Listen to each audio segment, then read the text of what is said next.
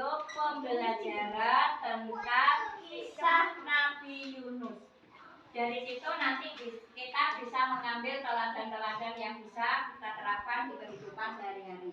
Untuk itu, kalian menyaksikan, menyimak, memperhatikan, kemudian nanti dicatat ya. Nanti akan ada pertanyaan-pertanyaan di akhir setelah pembelajaran ini ya. Setelah itu karena nanti ada sesi tanya jawab ya. Sudah paham? Mari kita mulai bersama-sama menyaksikan video pembelajaran.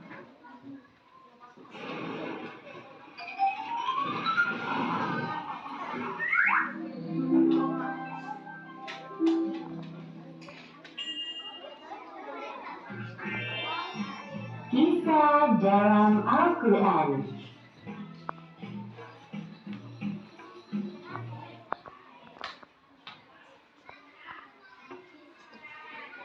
Nabi Yunus alaihi salam ditelan ikan paus. Kisah ini disebutkan beberapa kali dalam Al-Quran. Salah satunya surat Asy-Syu'ara ayat 139 hingga 148.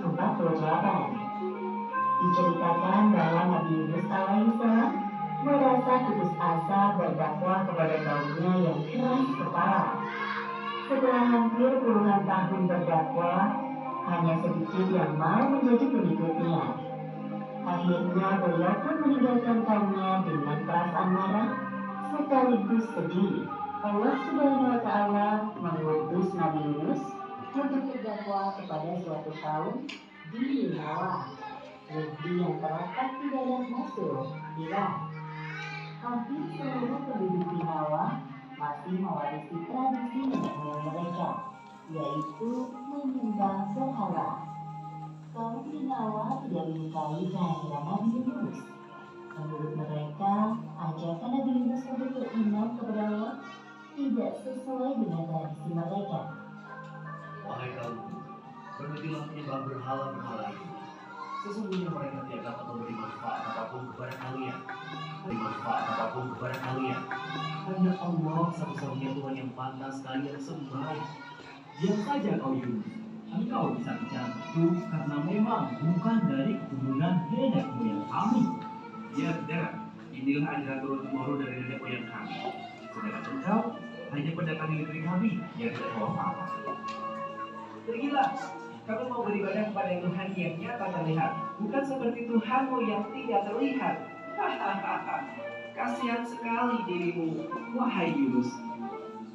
Nabi Yunus mulai tersulut amarahnya mendengar cemoohan dari kaumnya. Bahkan dengan beraninya mereka menghina Allah. Panjang sekali kalian berkata seperti itu tentang Allah. Wahai kaum Ninawa, tunggulah sebentar lagi azab akan turun kepada dirimu. Aku telah berkali-kali memperingatkan kalian. Setelah beberapa tahun berdakwah, pengikut Nabi Yunus hanya sedikit. Berbagai cara telah dilakukan untuk mendekati kaum Ninawa, namun mereka malah menghina Nabi Yunus. Sampai akhirnya beliau mulai putus asa. Kemarahan dan kekecewaannya bercampur menjadi satu. Kemudian Nabi Yunus mulai berdoa kepada Allah. Ya Allah, ya Tuhanku, hamba sudah tidak tahan lagi menghadapi keras kepalanya kaum Ninawa ini.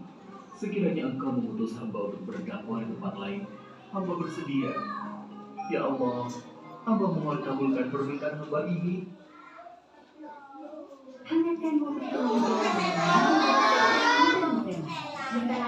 Beliau tidak sabar dalam menghadapi kaumnya dan akhirnya memilih untuk meninggalkan negeri Ninawa. Padahal tugas dakwahnya belum usai. Tak lama setelah kepergian Nabi Yunus, hal buruk terjadi pada kaum Ninawa. Tiba-tiba, cuaca yang awalnya cerah berubah menjadi gelap. Keras sekali suaranya. Apakah ini yang dikatakan oleh Yunus tempo hari? Wahai ayah, aku takut. Jangan takut, wahai anakku. Ini pasti azab Allah yang diberikan Nabi Yunus kepada kita. Satu persatu kaum Nawa mulai keluar dari rumahnya. Mereka bersujud dan mulai menyadari akan kesalahannya. Ya Allah, maafkanlah perilaku kami yang tidak mau beriman kepadamu. Kami sudah zalim kepada Yunus dan utusanmu. Ya Allah, ampunilah perbuatan kami. Kami sungguh-sungguh taubat kepadamu. Hilangkan dari mereka azab yang menjinakkan dalam kehidupan dunia, dan kami beri kesenangan kepada mereka sampai waktu tertentu. Sementara itu, Nabi Yunus telah berjalan cukup jauh. Sampailah beliau di tepi pantai. Langit sore nampak bersahabat. Terlihat di sana ada kapal yang akan berlayar. Kemudian, Nabi Yunus pun ikut masuk ke dalam rombongan kapal yang akan berlayar itu. Semua orang heran melihat penampakan seorang nabi di dalam kapal.